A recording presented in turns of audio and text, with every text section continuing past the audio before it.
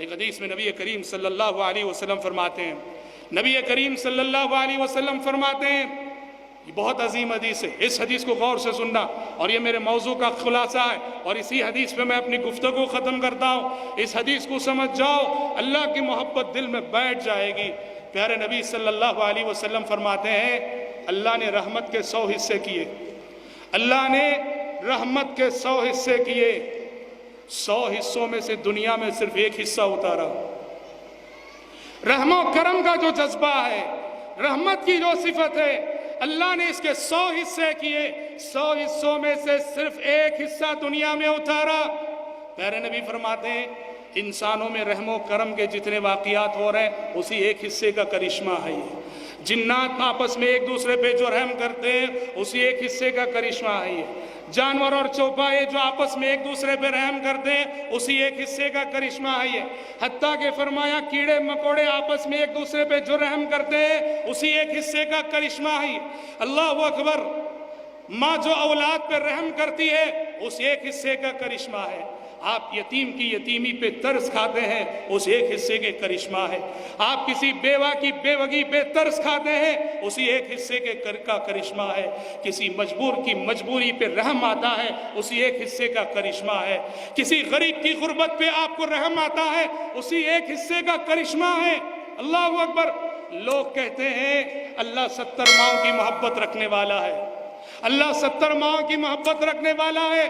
غلط کہتے ہیں یہ کہنے والے۔ 70 ماؤں کی کیا بات کرتے ہو؟ 70,000 مائیں نہیں، 70 لاکھ مائیں نہیں، 70 کروڑ مائیں نہیں۔ آدم علیہ السلام سے قیامت کے قائم ہونے تک اس زمین پہ جتنی مائیں آئیں گی، آدم علیہ السلام سے قیامت تک اس زمین پہ جتنی مائیں آئیں گی، ساری ماؤں کی محبت اس ایک حصے کا کرشمہ ہے۔ اللہ کی رحمت کے 100 حصوں میں سے ایک حصے کا کچھ حصہ ہے۔ آدم علیہ السلام سے قیامت تک آنے والی ماؤں کی محبتیں اللہ کی رحمت کے 100 حصوں میں سے ایک حصے کا کچھ حصہ ہے۔ سبحان اللہ! سوچئے کہ اللہ کی رحمت کتنی وسیع ہے اور اللہ کی رحمت کتنی کشادہ ہے۔ اچھا، باقی جو 99 حصے ہیں، باقی جو 99 حصے ہیں وہ کیا ہوں گے؟ پیارے نبی صلی اللہ علیہ وسلم فرماتے ہیں، رحمت کے باقی 90 پر 9 حصے وہ اللہ کے پاس ہیں، اور کل قیامت کے روز وہ ان 90 پر 9 حصوں کو لے کر اپنے بندوں کے ساتھ معاملہ کرے گا۔ اللہ اکبر!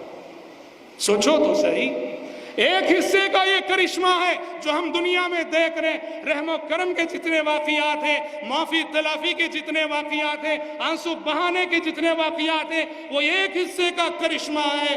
اور رب العالمین اگر کل حشر کے میدان میں 99 حصوں کو لے کر اپنے بندوں کے ساتھ معاملہ کرے گا، تو سوچو کہ کیسے کیسے پاپی نہیں بخشے جائیں گے، اور کیسے کیسے گنہگار بخشے نہیں جائیں گے، کیسا فیضان رحمت ہوگا اس دن، اور کیسی بارش رحمت ہوگی اس دن۔ کتنا رحمان ہے ہمارا رب، کتنا رحیم ہے ہمارا رب، اور کتنے کرم والا ہے ہمارا رب۔ ارحم الراحمین ہے وہ، ارحم الراحمین ہے وہ۔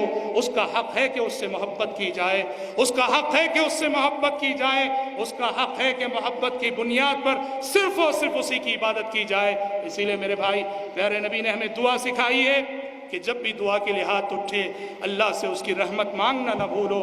اللہم رحمتک ارجو فلا تکلنی الی نفسی طرفۃ عین، یا حی یا قیوم برحمتک استغیث فاصلح لی شأنی کلہ ولا تکلنی الی نفسی طرفۃ عین۔